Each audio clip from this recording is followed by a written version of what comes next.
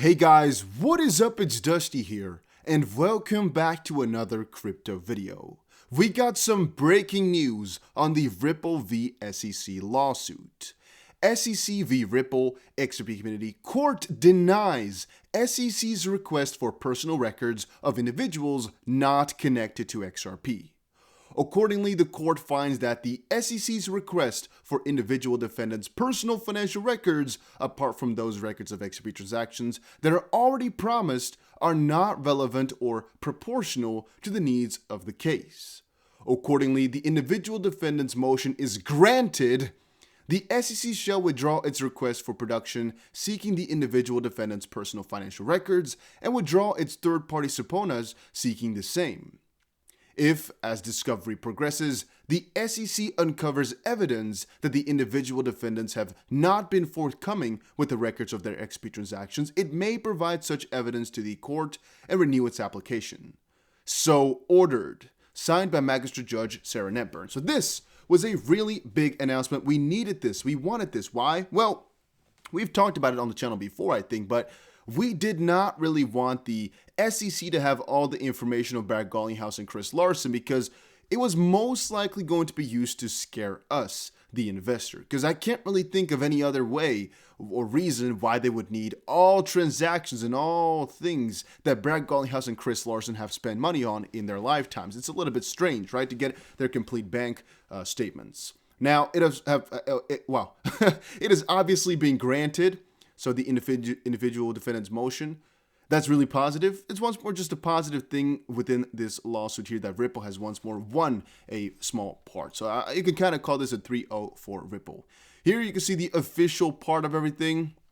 You can read into it if you really want to, but the bigger point of it is Ripple has only got to give the documents from Brandt and Chris Larsen about what XRP sales they've done and literally all of that, but nothing about their personal lives, so to speak. And here you can see exactly how much they had, though. Garlinghouse joined Ripple in 2015 and subsequently received at least 357 million XRP from Ripple as compensation.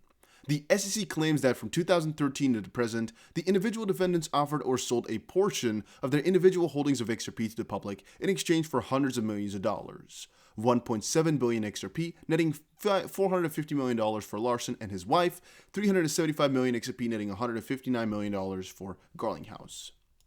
Now, is it really proportional? That's debatable. Chris Larsen, I would say, has all the right in the world because he's one of the co-founders, so if he wants to sell, it is, in my opinion, basically the same as Jeb McCaleb selling. Brandt Garlinghouse, however, he came to Ripple in 2015. He is the CEO, yes, but who gifted him this XRP? Did it come from escrow or did it come from Ripple's holdings that they were given at the start? That would, in my opinion, determine what happened. If it came from the XRP escrow, I would say it's kind of dumb. If it came from Ripple, the company, for example, they started out with 6 or 9 billion and gifted him some, that's completely fine if they want to do that. Now, we're never going to really find out. I don't think they even are going to post exactly where the XRP came from. They just know it was gifted. But yeah, in the end of things, it's just a win for Ripple. And what exactly they're doing with their XRP is, I guess, their completely own business. This goes on for a little while, by the way. But in the end, we won it. So do you really mind it? No, you can read it. That's why I'm quickly going through it. Also, you can quickly pause it, but I don't think it's going to be necessary. This, by the way, is the SEC side. So I don't think he liked posting this, but I think it is pretty damn funny. Now, moving on, because we got a lot of stuff. I saw this price prediction or price...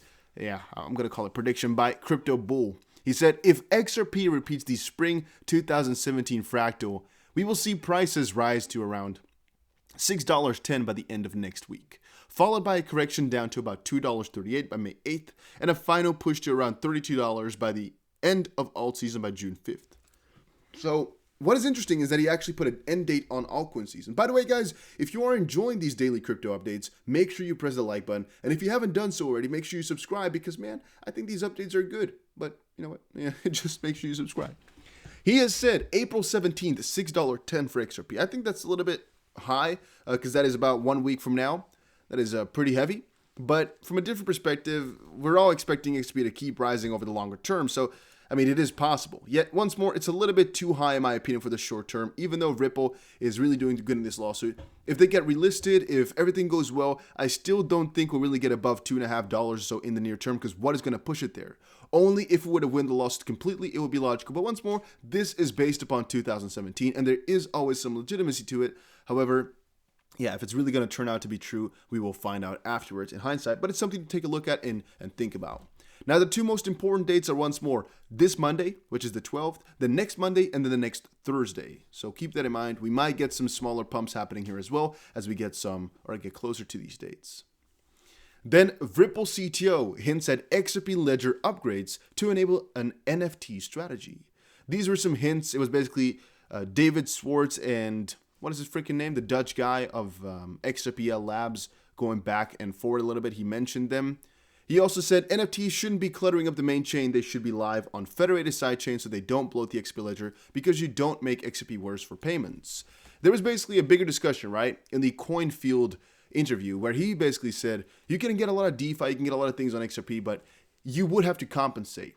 However, now he said, nonetheless, based on his points of discussion, it's possible to speculate the general area the firm could be working on. A dominant theme was the idea of developing federated sidechains, which I don't have enough knowledge of to really explain fully.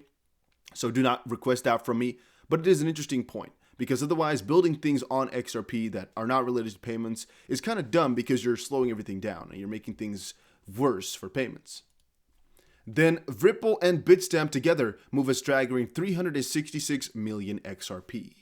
Ripple crypto giant and Bitstamp exchange that suspended XRP trading this year have together transferred more than 366 million XRP tokens. It keeps popping up. There's more and more and more and more and more XRP just transferred all the freaking time. It gets pretty damn crazy in my opinion. It just keeps ramping up, keeps getting bigger, keeps getting more. It really does make you wonder what is going on. It's now from an unknown wallet to Ripple. I don't know what that is. From an unknown wallet to Huobi. That usually is just somebody who's trying to sell it, usually. Then Ripple to an unknown wallet, we do not know. And that is the biggest one. That is 100 million. So what is happening there? I'm not sure. But it just keeps popping up here left and right. And I'm not talking about whale transfers. I'm talking about transfers that include Ripple. There's really a lot of them the last couple of days. And I'm not sure exactly what they're doing them for or what is happening. Also, some people pointed out that this one was interesting because Bitstamp has moved now. And people thought, hey, that might be something happening. This might be once more for a relisting somewhere close. We do not know, though. We do not know. Then this is an article I'll talk about a little bit later. Do not worry. Do not fret.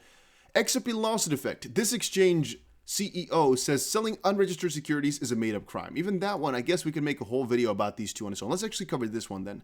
XRP futures open interest reaches $1.2 billion record. Positive news regarding the SEC lawsuit saw XRP price rally above $1 and its futures open interest to reach an all-time high. Such news coincided with the explosive 75% rally in 30 hours, causing XRP to cross the $1 mark for the first time since March 2018. Positive news boosts the XRP derivatives market growth. Whatever the rationale behind such an impressive move, investors' interest in XRP futures trading skyrocketed as the open interest reached $1.2 billion, a new all-time high. That is actually really cool. The 190% open interest increase in 30 days caused XRP to retake the third position, which had been lost to Polkadot, Litecoin, and the Cardano over the past couple of months. And as a compensation, Ether futures open interest stood at $3.3 billion just 3 months ago. Even though future buyers and sellers are evenly matched at all times, a healthy derivatives market allows larger players to participate. Once an asset gets enough hedging and arbitrage activity, its volume on spot exchanges tends to grow and the cycle perpetuates. And yet this is just a really bullish thing. And also this part you could say is cool. Social metrics activity has gone ballistic, but I don't think that's really a new thing though. XRP really breaks a lot of these records on the social front. And even though my Twitter, for example, is not really doing that good, I think that's just my fault because the socials are going crazy. The amount of people in the community are going crazy. Everything is going crazy. So theoretically speaking, things should be getting better. But yeah, I think from the real ground up, are things getting better? I would say yes, things are getting better. And then legendary trader Peter Brandt claims XRP could hit new all-time high. That is interesting, huh? So he's basically on par with Crypto Bull here, explaining how we can really get juicy pretty soon here. A head and shoulder pattern, okay. This possible inverted HNS with stunted RS would indicate prices a boatload higher, new all-time highs. Once more, this is talking about XRP to USD. He was earlier also a little bit bullish on XRP to BTC. That's really interesting. He will not touch it, by the way, but he is bullish on it, which I think is kind of odd. Like, this guy is really hateful towards all these cryptos, but then he is talking about how this XRP can't hit an all-time high. I just think this guy doesn't really know what he wants. I'm not sure if he wants to hate it or if he's just doing this all for attention. Really not sure. But he has a good freaking marketing scheme because it works. He gets a ton of attention on these tweets. I think it also gets him a ton of followers. But in the end, who really cares, right? Who cares what his opinion is? All we know, though, is that all-time high is going to be coming up. Crypto Wizards had agreed. Maybe 545. Who knows? That's about 1.5 times all-time high. Really interesting, at least in my opinion it is. What do you guys think about this? Let me know in the comments section down below. Also, make sure you press the like button if you enjoyed it. And I'll see you guys again in another crypto update soon. There's a lot of stuff coming because there's a lot of things happening right now. Damn.